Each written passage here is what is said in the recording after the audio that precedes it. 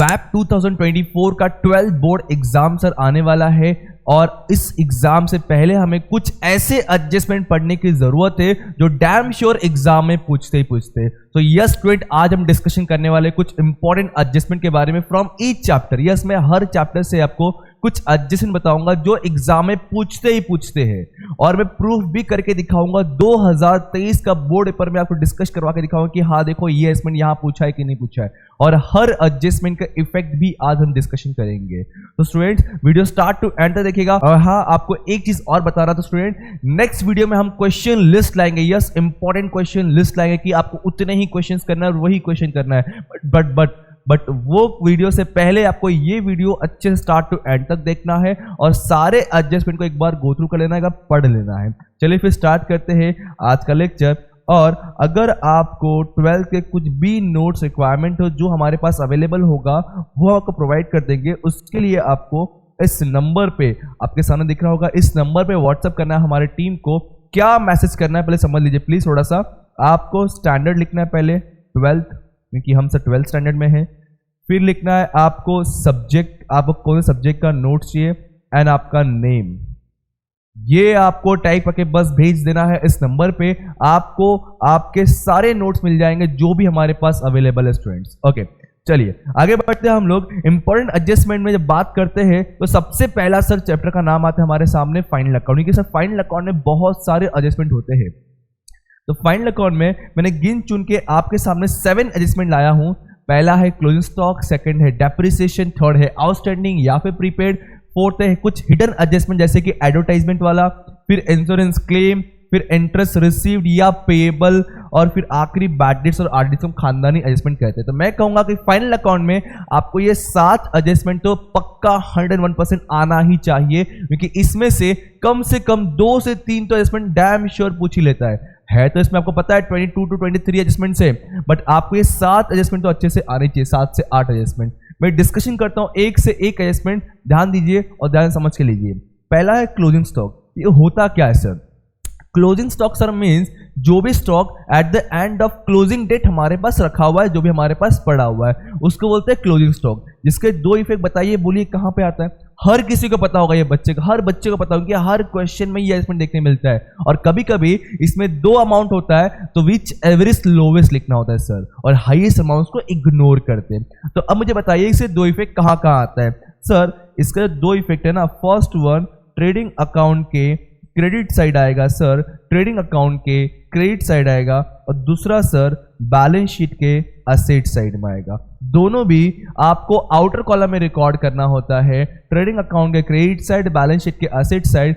Trading account credit side इसलिए क्योंकि हमारे पास स्टॉक पड़ा हुआ है, बैलेंस शीट असेट इसलिए क्योंकि हमारे पास वो बैलेंस में रखा हुआ है, हमारे लिए एक तरह का वो असेट्स हो गया। तो यस सर, पहला क्लोजिंग स्टॉक के 2 effect, trading account credit side, balance sheet asset side. मेरे साथ ही बोलते जाओ तब याद हो जाएगा आपको, बात का फिर बाद में ही रह जाएगा। Trading account credit side, balance sheet asset side. मैं तो ये भी सजेस्ट करूंगा कि बैठ के ना आप इनको लिखते जाइए। इससे आपको लिखने से क्या होगा ना, एक तो एडजस्टमेंट समझ जाएगा और उसके पोस्टिंग याद हो जाएंगे। हम लोग सोचते हैं प्रिंट मार लेंगे, जेरोक्स मार लेंगे या फोटो पढ़ लेंगे, नहीं हो पाता है। तो बेटर है कि लिखते जाओ। मैक्स टू मैक्स आधा से पौना घंटा जाएगा आपको, लेकिन ये सारे एडजस्टमेंट हो जाएंगे। मैं बोल रहा हूँ यार यही एडजस्टमेंट आने वाले हैं, प्रूफ करूंगा। जस्ट मुझे 5 मिनट दीजिए, ये एक्सप्लेन करने के बाद आपको पेपर दिखाता हूँ, प्रूफ करता हूँ कि सारे क्वेश्चन हर क्वेश्चन में एडजस्टमेंट पूछता है। चलिए देखिए, अगला है डेप्रिसिएशन सर, जिसका मतलब होता है किसी भी फिक्स टैंजिबल एसेट का वैल्यू कम होना। मैंने सेंटेंस क्या बोला? फिक्स टैंजिबल एसेट का वैल्यू कम होना। मैं एसेट्स का वैल्यू कम होने की बात कर रहा हूं, मतलब डायरेक्टली समझ गया सर। इसका पहला इफेक्ट जो है आपको माइनस करना है एसेट्स में जाकर के, माइनस करना है एसेट्स में जाकर। जैसे एग्जांपल देता हूं, depreciate plant and machinery, 10% depreciate plant and machinery. तो प्लांट एंड मशीन से 10% माइनस करते हैं हम एसेट में। अरे सर एसेट का वैल्यू कम हो गया तो हमें तो लॉस हो गया, लॉस कहां लिखना चाहिए? तो सर सेकेंड इफेक्ट आता है प्रॉफिट एंड लॉस के डेबिट साइड। कहां आएगा? प्रॉफिट एंड लॉस के डेबिट साइड। तो पहला इफेक्ट सर एसेट से माइनस करेंगे, सेकंड इफेक्ट प्रॉफिट लॉस के डेबिट साइड आएगा। थर्ड वन हिडन एडजस्टमेंट, जैसे कि आपको मान लीजिए क्वेश्चन में दिया है ट्रायल बैलेंस के अंदर एडवर्टाइजमेंट अमाउंट दिया 2000, ब्रैकेट में लिख के दिया पेड फॉर 2 years, मतलब क्या हुआ सर 2000 भरा है फॉर दी 2 साल के लिए, मतलब 1 साल का एक तरह का प्रीपेड है। तो कुछ उस तरीके से पहचानना होता है आपको हिडन एडजस्टमेंट। सर कैसे पहचानेंगे हिडन एडजस्टमेंट? अगर क्वेश्चन में आपको ट्रायल बैलेंस में कहीं भी हिडन एडजस्टमेंट कैसे पहचानेंगे सर? अगर क्वेश्चन में कहीं भी आपको कोई परसेंटेज दिया है, कोई डेट दिया है या कोई ईयर दिया है, तो समझ जाइएगा कि वो हिडन एडजस्टमेंट है, एक्सेप्ट दी ओपनिंग स्टॉक। ठीक है, ओके सर। आगे बढ़ते हैं। हिडन एडजस्टमेंट के बाद अगर बात करें तो सर नेक्स्ट वन है इंश्योरेंस क्लेम। देखिए इंश्योरेंस क्लेम जो होता है ना, अगर मैं बात को सिंपल दिया है कि ₹2000 गुड्स लॉस बाय फायर, इतना खाली बोल के दिया है, तो पहला इफेक्ट जो करता है sir trading account credit side, no doubt sir, trading account credit side आएगा, नो डाउट सर, पहला इफेक्ट। ठीक है, और दूसरा इफेक्ट सर एक प्रॉफिट एंड लॉस डेबिट में आ जाएगा। क्यों सर? क्योंकि हमारा लॉस हो गया बोल के, फर्स्ट थिंग। बट अगर लिख के दिया है, मैं यहाँ पे बताता हूं आपको, और लिख के दिया है कि गुड्स जो था वो 10,000 का था, फायर हो गया और इंश्योरेंस क्लेम मिलने वाला है 6,000। समझे क्वेश्चन क्या बोलना चाह रहा हूं मैं? गुड्स हमारे गोडाउन में था 10,000 का जो आग लग गया और इंश्योरेंस क्लेम मिलने वाला है 6,000, तो एक्चुअल लॉस देखा कितना हुआ सर? एक्चुअल लॉस जो है ना वो सिर्फ 4,000 का ही हुआ है।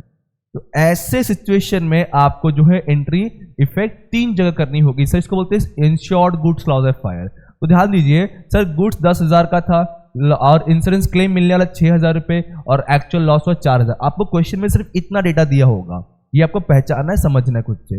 अब देखो 10,000 है, but obviously sir definitely trading का क्रेडिट में आएगा। आपको जो इंश्योरेंस क्लेम मिलने वाला है ना, वो आपका असेट में आएगा। इस बार ये थोड़ा सा नया आपको मिल जाएगा, क्या बैलेंस शीट के असेट्स में आएगा अगर इंश्योरेंस क्लेम वाला हो तो। और सर जो एक्चुअल लॉस हुआ 4,000, वो तो प्रॉफिट लॉस डेबिट में ही आएगा। ये खाली एक्स्ट्रा तब आएगा जब आपको क्वेश्चन बोल के दिया कि insured goods loss by fire. Okay ठीक है। इंटरेस्ट रिसीवेबल और पेएबल, पहली बात समझो कि रिसीवेबल और पेएबल हम कैसे पहचानेंगे। अगर मान लो कि इंटरेस्ट आपको इन्वेस्टमेंट के ऊपर है, मतलब आपने कहीं इन्वेस्ट किया तो इंटरेस्ट मिल रहा है, जो interest receivable I mean to say जो इंटरेस्ट मिल रहा है वो आपका क्रेडिट बैलेंस होता है। ओके, तो अगर इंटरेस्ट रिसीवेबल बात करूं मैं, इंटरेस्ट रिसीवेबल, तो पहला तो इंटरेस्ट में ऐड होगा, वो भी प्रॉफिट एंड लॉस के क्रेडिट साइड में। और दूसरा सर ये मुझे मिलने वाला है ना, इंटरेस्ट मिलने वाला है, तो बताओ ना, सोच समझ के बताओ, इंटरेस्ट मिलने वाला है तो वो आपके लिए एसेट्स होगा कि लाइबिलिटी होगा? इंटरेस्ट मिलने वाला है तो सर ये मेरे लिए एसेट्स होगा। तो सेकंड इफेक्ट सर कहां पे आएगा? एसेट्स में आएगा। कहां पर आएगा? एसेट्स में आएगा। ये इंटरेस्ट रिसीवेबल का हो गया। अगर बात करो इंटरेस्ट पेएबल, अभी पे करना बाकी है सर, मतलब पहला इफेक्ट तो सर इंटरेस्ट में ऐड होगा, लेकिन ये डेबिट साइड। क्यों सर? क्योंकि ये एक्सपेंडिचर है, पे करना बाकी है, और सर पे करना बाकी है इसलिए सेकंड इफेक्ट कहां पर आएगा सर? लायबिलिटी में। कहां पर आएगा सर? लायबिलिटी में। एग्जैक्टली क्या बोलना चाह रहा हूं मैं, कहां पर आएगा? लायबिलिटी में। और ये वाला तो मैंने अलग से पूरा इन डिटेल में समझा के बता के रखा हुआ इसी चैनल के अंदर, आप जाके देख लीजिए, अदरवाइज उसका लिंक मैं डिस्क्रिप्शन में प्रोवाइड करवा दूंगा। इसका मतलब क्या सर? जो भी कस्टमर ने पैसा डुबा दिया उसको बोलते हैं बैड डेट्स, और जिसके बाद डाउटफुल है, मे बी मिल सकता, मे बी नहीं मिल सकता, उसको बोलते हैं आरडीडी। और ये दोनों के दोनों सर पहले हमें बैड डेटर में से माइनस करना होता है, सेकंड इफेक्ट से प्रॉफिट लॉस डेबिट में लिखना होता है। इसका इन डिटेल वीडियो बना के रखा हुआ है ऑलरेडी। तो ये 7 एडजस्टमेंट है पार्टनरशिप फाइनल अकाउंट में। अब मैं आपको दिखाता हूं कि 2023 पेपर में इनमें से कितने एडजस्टमेंट आपको क्वेश्चन में पूछे हुए थे। देखिए बताता हूं आपको, वेट कीजिए। ये देखिए, ये आपका मार्च 23 का क्वेश्चन पेपर है। आप देख सकते हैं, एक तो क्लोजिंग स्टॉक पूछा हुआ है, डेप्रिशिएट पूछा है, और आउटस्टैंडिंग पूछा, और फर्दर बैड। मतलब सर 5 एडजस्टमेंट से 4 तो हमारे लिस्ट में से ही है। 5 एडजस्टमेंट में से 4 एडजस्टमेंट जो मैंने अभी बताया आपको, इंपॉर्टेंट एडजस्टमेंट ये वाला देखिए उसमें से ही है। इसलिए मैंने कहा कि फाइनल करने भले ही आपको 23 के 23 एडजस्टमेंट आता हो, बट फिर भी मैं कहूंगा ये 7 एडजस्टमेंट को अच्छे से रिवाइज कर लीजिए, पढ़ लीजिए, बहुत ज्यादा इंपॉर्टेंट रोल प्ले करने वाला है। Is that clear student? देखिए मैं बता दिया, प्रूफ कर दिया कि यस सर 2023 में अगर मान लीजिए 5 में से 4 एडजस्टमेंट हमारे लिस्ट में से थे, मतलब मैं ऐसा एज्यूम कर रहा हूं कि आने वाले एग्जाम में भी कुछ ऐसे ही हो सकता है। ओके चलिए तब चलते हैं नेक्स्ट चैप्टर की तरफ। नेक्स्ट चैप्टर से जो है NPO, subscription, consume, capitalize, outstanding और प्रीपेड। ये जो 2 चीजें हैं ये आपका वही फाइनल अकाउंट जैसा है, इसके बारे में डिस्कशन ज्यादा नहीं करेंगे हम लोग। जो मेन इंपॉर्टेंट है सब्सक्रिप्शन, कंज्यूम और कैपिटलाइज। पहले मैं कंज्यूम बताता आपको, चलो कैपिटलाइज बताता हूं, सबसे इजी पड़ेगा। कैपिटलाइज अगर बोल दिया गया, कैपिटलाइज बोल दिया गया तो क्या करोगे आप? इनकम साइड, मान लीजिए आपका ये इनकम एंड एक्सपेंडिचर अकाउंट है, कोई चीज कैपिटलाइज बोल दिया, जैसे बोला कि 50% एडमिशन फीस कैपिटलाइज, तो हम यहां पर आएंगे, लिखेंगे एडमिशन फीस, प्लीज आप लोग एग्जाम में फुल फॉर्म लिखिएगा, minus 50% capitalize. For example admission fees है 10,000, तो कैपिटलाइज कितना हो गया सर 5,000, और आउटर कॉलम में कितना आ जाएगा 5,000। और सेकेंड इफेक्ट कहां करेंगे, अगर कैपिटलाइज बोल दिया, याद रख लो, अगर कैपिटलाइज बोल दिया, कुछ भी चीज कैपिटलाइज बोल दिया, तो आपको सीधे कैपिटल फंड में जाकर के ऐड करना है। क्या करना है, कैपिटल फंड में जाके ऐड करना है। तो अब मैं चलूंगा हमारे बैलेंस शीट में, लाइबिलिटी साइड में, यहां पे लिखा रहेगा पहले से कैपिटल फंड, इसमें ऐड कर देंगे 50% admission fees. Is that clear? Question में दिया रहेगा 50%, 70%, 60%। अगर परसेंटेज नहीं दिया, सिर्फ ऐसा बोला है एडमिशन फीस कैपिटलाइज, सिर्फ इतना सेंटेंस दिया, that means you have to capitalize 100% amount. तो अब क्या करोगे, यहाँ पे 50% ना लिख के यहाँ पे 10,000 बाहर नील हो जाएगा, और यहाँ पे पूरा 10,000 आपका ऐड हो जाना है। तो ध्यान रखिएगा, कैपिटलाइज का मतलब सिंपल है सर, हमें कैपिटल फंड में उसको ऐड करना है यहां से हटा करके। ओके, कंज्यूम, कंज्यूम का मतलब क्या होता है सर? कंज्यूम मतलब सिर्फ हमेशा खाना नहीं होता है, इकोनॉमिक के थोड़ा सा लिंक कीजिए। तो कंज्यूम का मतलब यहां पे हो गया कहीं ना कहीं हमने कितना यूज किया इस ड्यूरिंग द ईयर में। Is that clear? कंज्यूम मतलब सर पूरा इस ड्यूरिंग द ईयर में हमने कितना यूज किया, और वो पता करने के लिए एक सिंपल सा प्यारा सा फॉर्मेट है, उसको खोलते हैं हम लोग, opening plus purchase minus closing. क्या? Opening plus purchase minus closing. Come on repeat. क्या opening plus purchase minus closing, repeat करो, opening plus purchase minus closing. Sir कैसे मालूम पड़ा है कि इसको फॉलो करना है? होता है ना स्टेशनरी, परचेस। ओके, तो सर यहां पे अगर मान लीजिए इन किसी भी चीज का आपको ओपनिंग, परचेस, क्लोजिंग, तीन में से कोई दो कंटेंट दिया हो, समझ जाना कि आपको ये फॉर्मूला अप्लाई करना है। मैं कुछ हिंट बता रहा हूं कि कैसे पहचानो क्वेश्चन के अंदर। अगर इन तीन में से कोई दो चीज दिया है, that means you have to follow consume formula. ये कहां लिखना होता है सर? एक्सपेंडिचर के अंदर, हम एनपीओ के अंदर है ना, एक्सपेंडिचर के अंदर लिखना होता है। अब आपके पास ओपनिंग क्लोजिंग दिया होगा मोस्टली एडजस्टमेंट में या फिर बैलेंस शीट में दिया होगा प्रीवियस वाले में। परचेस कहां दिया होगा? एक्सपेंडिचर के अंदर। ओके, अगर मान लीजिए कुछ और आउटस्टैंडिंग वगैरह दिया हुआ है, तो जैसे हम आउटस्टैंडिंग प्रीपेड को ट्रीट करते हैं वैसे इसका ट्रीट करना। अदरवाइज मोस्टली ये तीन चीजें इंपॉर्टेंट है तुम्हारे कंज्यूम के लिए। और इसमें सेकंड इफेक्ट किसका जाएगा सर? ओपनिंग का नहीं जाएगा, परचेस का नहीं जाएगा, यस क्लोजिंग स्टॉक का सेकंड इफेक्ट जाएगा, जो कहा जाता है असेट्स में जाता है। अब आते हैं सब्सक्रिप्शन, जिसमें बच्चों का मतलब दिमाग खराब हो जाता है, समझता है ना, मुझे ये नहीं समझता है, क्यों नहीं समझता भाई? ये सब्सक्रिप्शन में एक 4 कॉन्सेप्ट है, 4 कॉन्सेप्ट को ध्यान रखिए। और टेक्स्ट बुक में जितना दिया ना सब्सक्रिप्शन के बारे में, बस आपने उतना ढंग से अच्छे से कर लिया, आपको कहीं और दिक्कत झेलने की जरूरत ही नहीं पड़ेगी। समझाता हूं मैं, ध्यान दीजिए। सब्सक्रिप्शन में मैं 4 कॉन्सेप्ट बताने जा रहा हूं। अब सब्सक्रिप्शन करने से पहले आपको यह पता होना चाहिए कि सर प्रीवियस ईयर क्या होता है, करेंट ईयर क्या होता है, और नेक्स्ट ईयर क्या होता है। Yes sir no? Yes sir no? Current year जो सर चल रहा है सर, प्रीवियस ईयर उसके पिछला साल, नेक्स्ट ईयर उसके आने वाला साल। ओके, पहले हम करेंट ईयर की बातें करते हैं। मुझे इतना बताइए, जो करेंट ईयर का जो आउटस्टैंडिंग होता है, करेंट ईयर का आउटस्टैंडिंग जानते हो? सिर्फ मुझे बता, आउटस्टैंडिंग क्या होता है? ऐड होता है कि लेस होता है?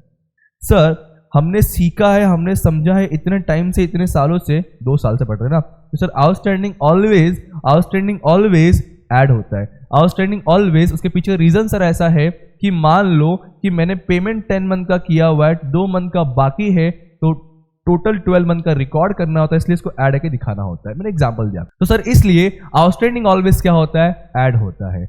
और सर जो एडवांस या प्रीपेड होता है, इसको प्री रिसीव भी कहते हैं हम लोग, वो हमेशा क्या होता है सर? लेस होता है।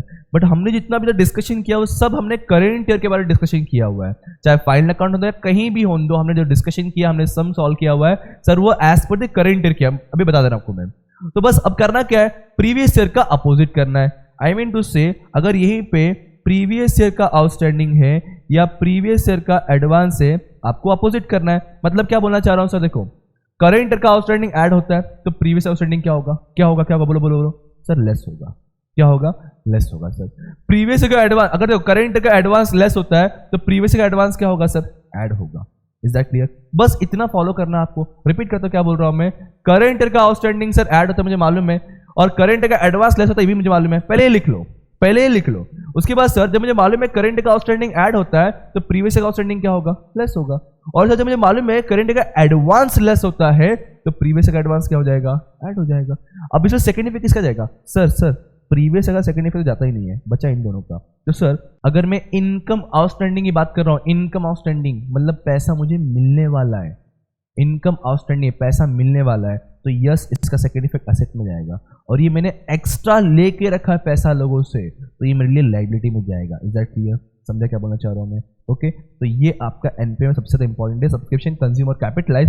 हाँ, आउटस्टैंडिंग प्रीपेड जैसा ट्रीट करते हैं वैसे ट्रीट करोगे आप लोग, बस थोड़ा सा इसको ध्यान दीजिएगा, ये तुम्हारे लिए इंपॉर्टेंट है 3 एडजस्टमेंट एनपीए के अंदर। ठीक है, देखते कि 2023 में इसमें से क्या पूछा था। ये देखिए आ गया भाई, ये तुम्हारा आउटस्टैंडिंग सब्सक्रिप्शन वाला आ गया, कैपिटलाइज वाला भी आ गया, और donation for the building fund. हाँ, कैपिटलाइज तो नहीं बोला but for the building fund बोला, मतलब वही करना ही है, माइनस करना है 50%, कैपिटल फंड में ना ऐड करके कहाँ ऐड करना है, बिल्डिंग फंड में ऐड करना है। मतलब तीनों के तीनों एडजस्टमेंट हमारे लिस्ट में से देख सकते हो। एनपीओ चैप्टर में ये लगभग 5 एडजस्टमेंट तुम्हारे लिए इंपॉर्टेंट थे, और इसमें से आप देख सकते हो 1 2 तीनों के तीनों एडजस्टमेंट आपकी लिस्ट में से ही है, कुछ भी बाहर का नहीं है। इसलिए मैं कह रहा हूं कि ये इंपॉर्टेंट लिस्ट वाला वीडियो अच्छे से देख लीजिए और अपने सारे 12 स्टैंडर्ड फ्रेंड को फॉरवर्ड कीजिए, क्योंकि उनके लिए भी काफी हेल्पफुल होने वाला है। जो बच्चों ने बिल्कुल पढ़ा भी नहीं होगा ना एडजस्टमेंट वगैरह, उनके लिए काफी हेल्पफुल हो जाएगा कहाँ पे क्या रिकॉर्ड करना है। और हाँ, सिर्फ देख कर रखने से काम नहीं होने वाला, आपको एक बार रिवाइज करना पड़ेगा, इसके बेस पे सम्स करने पड़ेंगे, एडजस्टमेंट बाहर करना पड़ेगा, क्योंकि या तो समझ से कीजिए या तो बाहर कीजिए, दो ही ऑप्शन ही अपने पास। चलिए फिर आगे बढ़ते।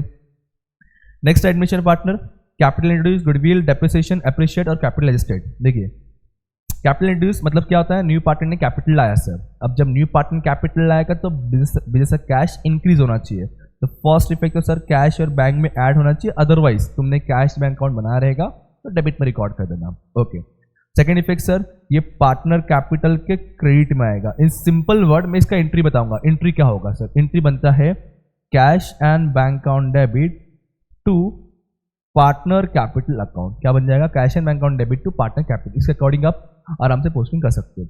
गुडविल, जो गुडविल का इन डिटेल इसका जो है ना, आप देख सकते हो ये नोट से, ये गुडविल का ना पूरा बता के रखा हुआ है। Bring in cash, not bring in cash में कब क्या करना है आपको, ये गुडविल के एंट्री से जर्नल एंट्री, जब जर्नल एंट्री पास करना पड़े आप चलिए स्क्रीनशॉट लीजिए एक बार। और एक गुडविल ब्रिंग इन कैश होगा तो सर फर्स्ट इफेक्ट हम कहाँ करते देख लीजिए। First effect partners capital credit side में बाय गुडविल लिखते हैं, सेकेंड इफेक्ट बैलेंस शीट के असेट में कैश बैंक में ऐड करते हैं। और अगर विथड्रॉन बोला हो तो सर कुछ इस तरीके से, और अगर goodwill not bring in cash है तो फर्स्ट इफेक्ट तो सर पार्टनर्स कैपिटल क्रेडिट में ही होता है, बट अगर राइट ऑफ विट कुछ नहीं बोला है तो डायरेक्टली बैलेंस शीट असेट में आएगा। राइट ऑफ बोला है तो पार्टनर्स कैपिटल डेबिट में टू गुडविल। ये मैंने इन डिटेल समझाया हुआ है, अब इसका स्क्रीनशॉट लीजिए, समझ जाएगा आपको।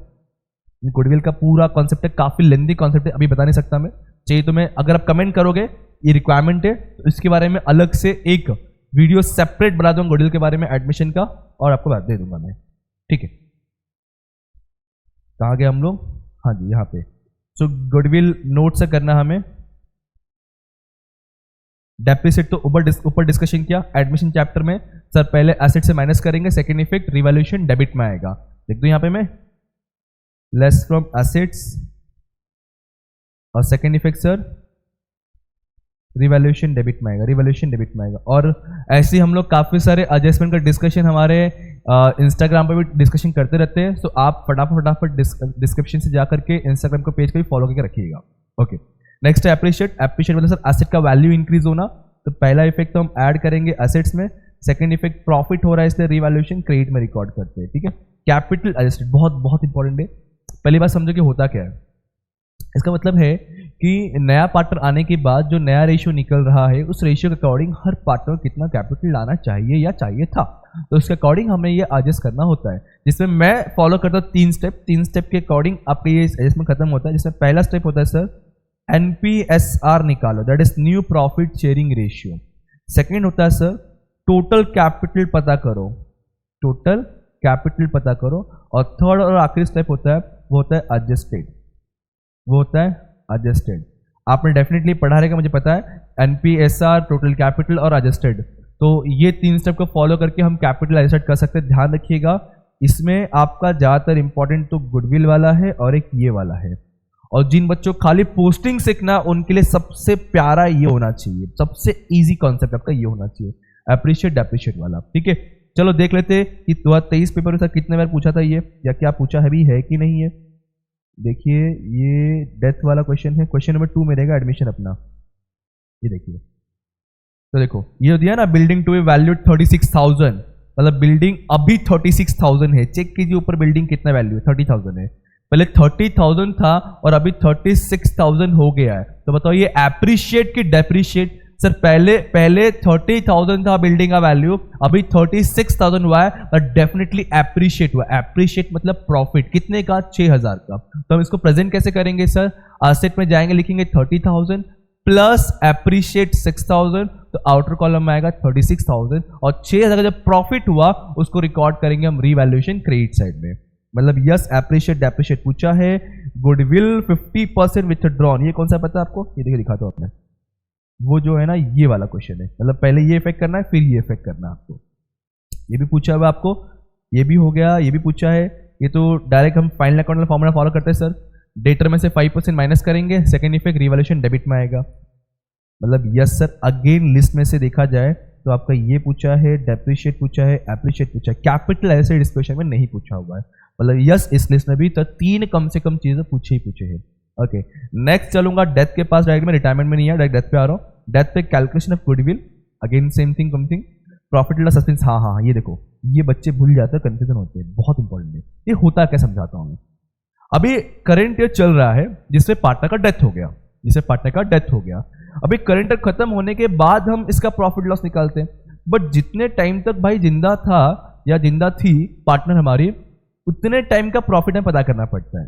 तो उतने टाइम का प्रॉफिट हम क्या करते हैं, जजमेंट बेस पे एक प्रपोर्शनेट के हिसाब से हम निकाल लेते हैं। तो उसी को बोलते हैं प्रॉफिट लॉस सस्पेंस अकाउंट। इसको निकालते कैसे? कभी कभी लिख के दिया था क्वेश्चन में कि प्रीवियस 2 ईयर्स या लास्ट 2 ईयर्स के प्रॉफिट के बेस पे निकाल लीजिए एवरेज प्रॉफिट के अकॉर्डिंग। अदरवाइज एक अमाउंट देके रखेगा, बोलेगा इसके अकॉर्डिंग आप निकाल लीजिए।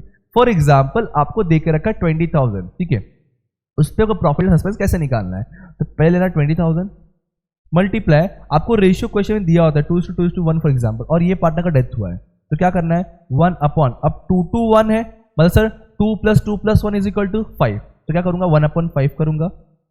फिर उसके बाद आपको चेक करना है कि 12 महीने में से कितने मंथ ये पार्टनर जिंदा था। फॉर एग्जाम्पल जैन में मरा, जनवरी में 1 जनवरी, तो जनवरी फरवरी मार्च महीना छोड़ के बाकी टाइम वो 9 महीने हमारे पार्टनरशिप फॉर्म में था।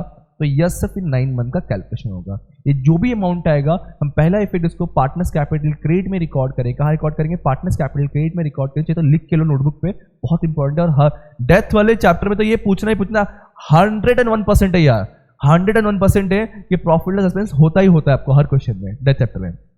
पहला इफेक्ट जो होगा पार्टनर्स कैपिटल क्रेडिट साइड होगा सर, और second effect sir balance sheet के एसेट। पार्टनर्स कैपिटल क्रेडिट में सिर्फ उसी कॉलम आएगा जो पार्टनर डेथ हो रहा है, और second effect sir balance sheet asset में हो जाना है। Okay interest in capital, again ध्यान रखिएगा इंटरेस्ट इन कैपिटल और इंटरेस्ट इन ड्राइंग जब आपको कैलकुलेट करना पड़े, आपको उतने ही मंथ का कैलकुलेट करना है जितने मंथ तक वो पार्टनर जिंदा था।